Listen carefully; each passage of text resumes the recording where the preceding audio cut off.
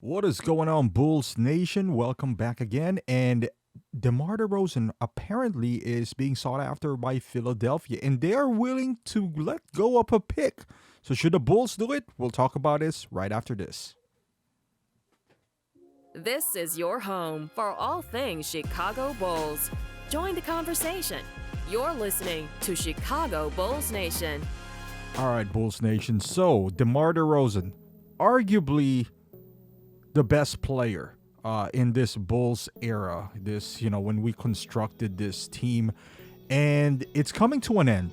Well, at least it feels like he hasn't signed an extension. I guess they said the team and DeMar is far apart in terms of the number and the number of years, and I can see that happening. DeMar, this is gonna be his last, I would say, payday, and he's trying to maximize this as much as he can. He's 34, turning 35 years old. The max, I believe, number of years he could sign is 3 years. He could have like a 3-year, 160 something, in his name. The Bulls shouldn't do that. The Bulls should, if they wanted DeMar, and I see the value in DeMar. He's a very good locker room guy. He is a positive impact to the rookies for all intents and purposes. Dalen Terry, we see him take them under his wing, work out with them, and he's still a very productive player. Make no mistake about that. He is still our best player, even as Kobe has emerged as a star here in the Chicago Bulls. But DeMar is still the best player on this team. With that being said, you don't want to commit too much for DeMar. So if I was the Bulls, if he doesn't want to, agree on a number, you gotta ship him out on the trade deadline to recoup the first round pick that you owe to San Antonio. Now, that pick that is gonna, come from Philadelphia, most likely that is nothing. That's probably gonna be late teens, whatever.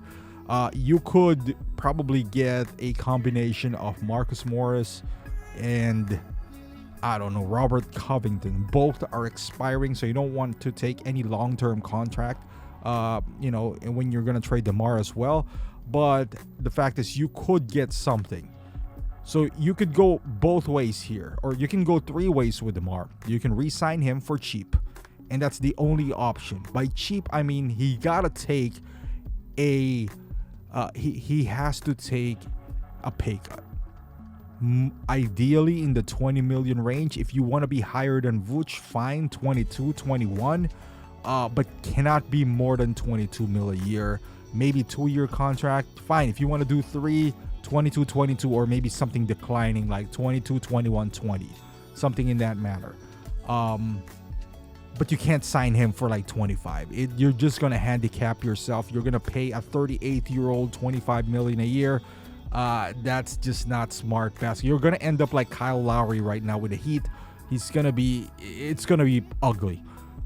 So if he really doesn't want to get that number, I don't know who can sign him. I haven't looked at the numbers for the upcoming season. Who teams have the cap space?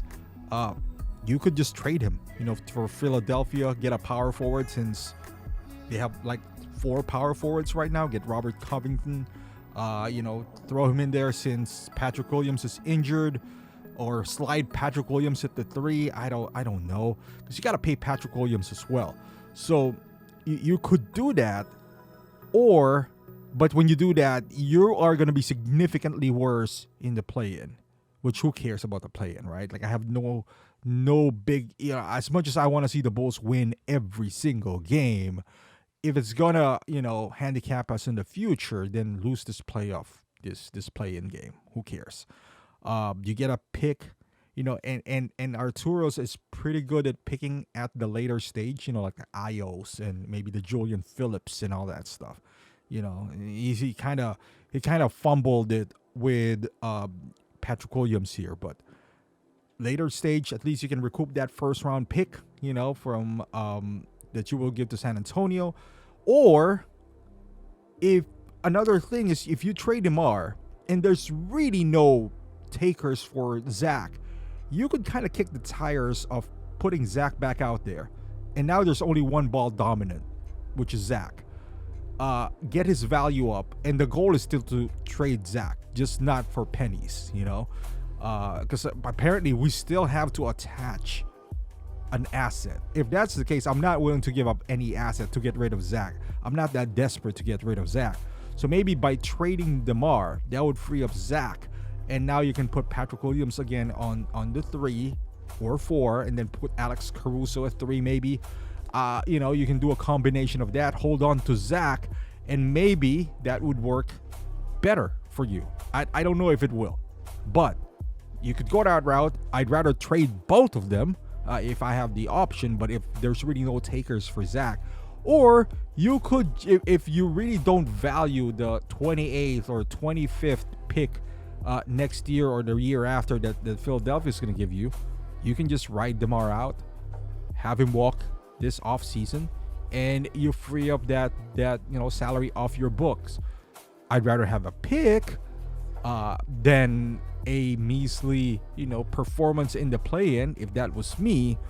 But I can see the Bulls wanting to sell some tickets still, so they might go that route. But I don't know. I think there's always a benefit of whatever you would do with DeMar, as long as you don't sign him for more than $22 million a year.